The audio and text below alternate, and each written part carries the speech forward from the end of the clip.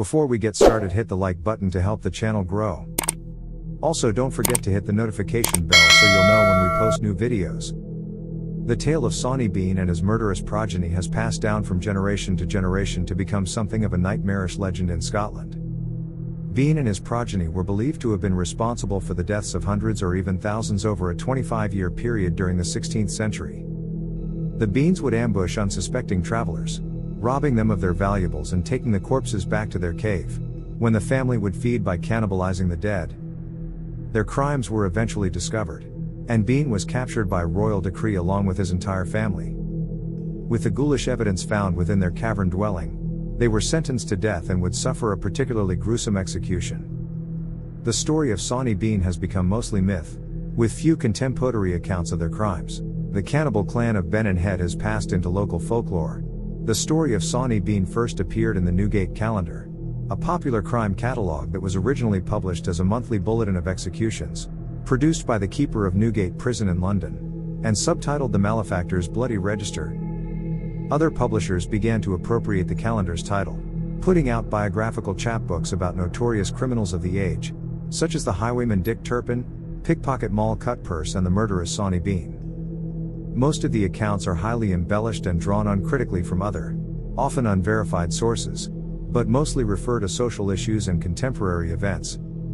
It was similar to the cheap popular serial literature printed during the 19th century that were known as penny dreadfuls, and also featured sensational subject matter that focused on criminals, detectives and supernatural entities, such as Sweeney Todd and Varney the Vampire. A penny dreadful edition of the new Newgate Calendar appeared between 1863 and 1866. According to the Newgate tabloid publication, Sawney Bean was one Alexander Bean, born in East Lothian during the 16th century.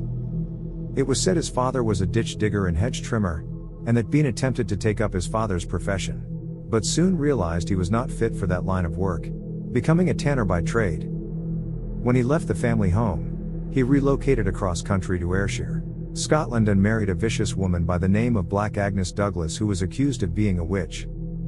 She apparently shared his violent tendencies, and together they embarked on a crime spree, and after robbing some travelers and cannibalizing one of their victims, the couple came across a coastal cave in Ben and Head, located between Ballantrae and Girvan in the earldom of Carrick.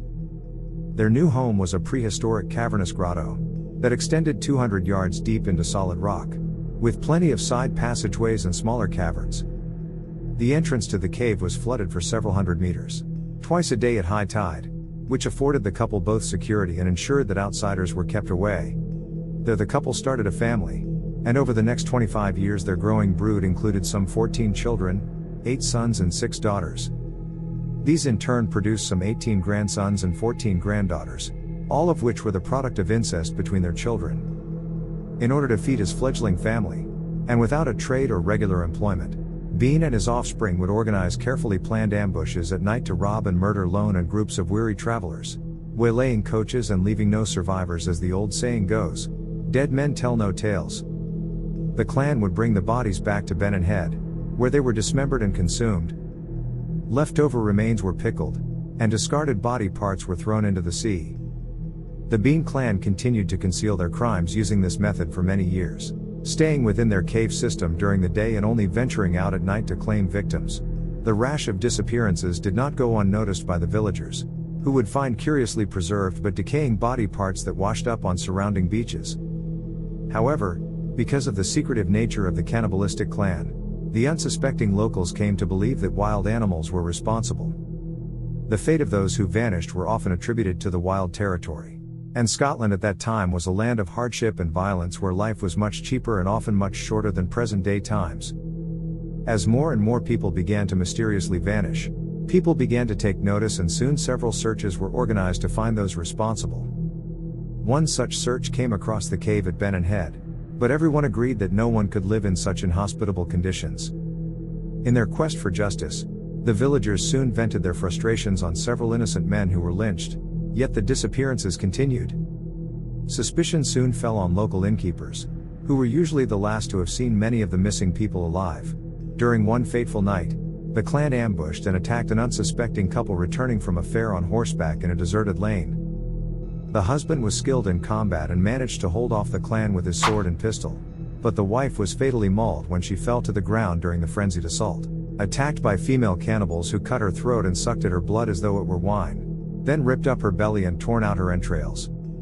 Before the man suffered a similar fate, a 20 to 30 strong group of fair-goers appeared on the trail, and the Beans withdrew. The survivor was taken by the group to the Glasgow magistrate, and informed them of his horrific experience.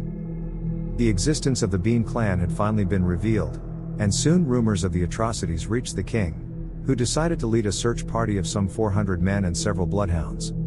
After several failed searches, the armed party led by King James I of Scotland eventually came upon the cave at Bennon Head, and upon entering by torchlight, made their way down through the mile-long twisting passageway to the depths of the inner sanctum of the Bean family lair and the horrors within. There they came across the cannibal clan surrounded by an assortment of human remains, with some body parts hanging from the walls, barrels filled with limbs and mounds of stolen booty from their many years of plundering.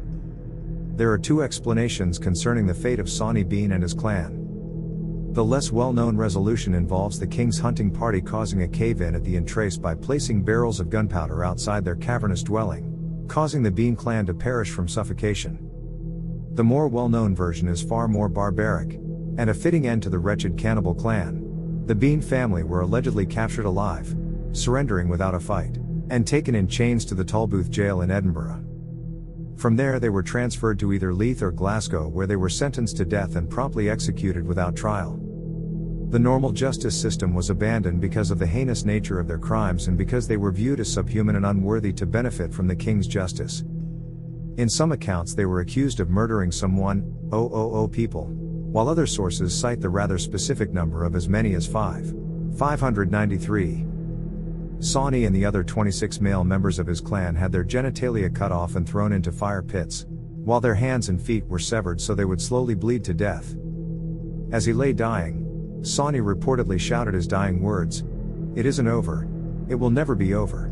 Forced to watch their menfolk perish, Agnes and the women, along with the children, were tied to stakes and burned alive. These executions are similar in nature to the punishment of hanging, drawing, and quartering for those men convicted of treason, along with women convicted of the same crime who were burned alive. The debate surrounding the validity of the tale of Sawney Bean and his cannibalistic clan has centered on the lack of historical text that has recorded and makes mention of the crimes, leaving some to believe he is more of a mythical figure than a real person.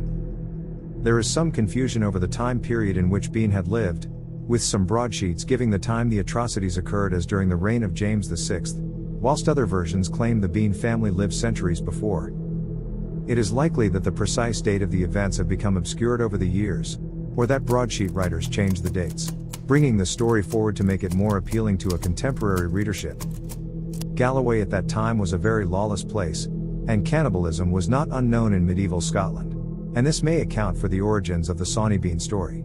The tale of Sawney Bean closely resembled that of Christy Cleek, a legendary Scottish cannibal, who lived during a famine in the mid-14th century, and whose crimes are similar in description to the more well-known Bean family murders. Cleek, whose real name was Andrew Christie, a Perth butcher, was said to have joined a group of scavengers in the foothills of the Grampians, and when one of the party died, Christie put his skills to good use on the corpse and provided his companions with a sumptuous meal. The group then developed a taste for human flesh, and under Christie's leadership, they began to ambush travelers in the passes of the Grampians, feeding on their bodies and those of their horses. He took his sobriquet from his use of a cleek/crook. That was a hook he used to haul his victims from their mounts. His group was responsible for murdering some 30 riders, and his company was eventually defeated by an armed force from Perth. It was alleged that Cleek had managed to escape and re-enter society under a new name. Earlier versions of this narrative are much less detailed, and only make mention of Christie's cannibalism and his method for trapping his prey. For centuries Cleek would become something of a bogeyman, a story told to naughty children who were silenced into obedience by the mere mention of Christy Cleek. The similarities between Christy and Sawney Bean are evident, and there is some speculation that one story had given rise to the other, or that both may have been derived from a different common source.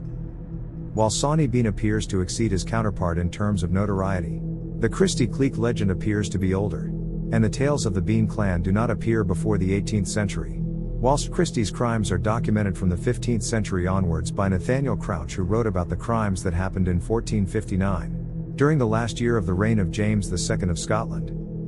It is difficult to separate fact from fiction with the case of Sawney Bean, which has become so synonymous with tourism, bogeyman stories and folklore. Although some historians believe there to be a grain of truth to the legend, there is simply no evidence for thousands of disappearances along the Galloway coast during that period. And likewise there is no contemporary accounts to corroborate the spectacularly gruesome executions in Edinburgh of the Bean clan. One theory posits that Daniel Defoe, the English writer whose works include the novel Robinson Crusoe, concocted the tale as a sort of anti-Scottish blood libel during the Jacobin conflict in an attempt to label the Scottish people as little more than savages. Despite the lack of evidence, there is no denying the cultural impact the tale has endured. This includes not only the scary bedtime stories most Scottish children grew up hearing, from the haunted Sawney Bean boat ride at the Edinburgh dungeon, to the more mainstream influence the story has had as a source of entertainment. The ghastly tale of Sawney Bean and his cannibal clan has endured to become the inspiration for some of Hollywood's most memorable and villainously psychopathic families, including the antagonistic cannibal savages of the Nevada desert in Wes Craven's film, The Hills Have Eyes, as well as the murderous Sawyer clan from Tobe Hooper's cult classic, The Texas Chainsaw Massacre. Thanks for listening to the story of Sawney Bean. Hit the like button to help the channel grow. Also, don't forget to hit the notification bell so you'll know when we post new videos. To continue watching truer crime, click one of the videos below to continue watching.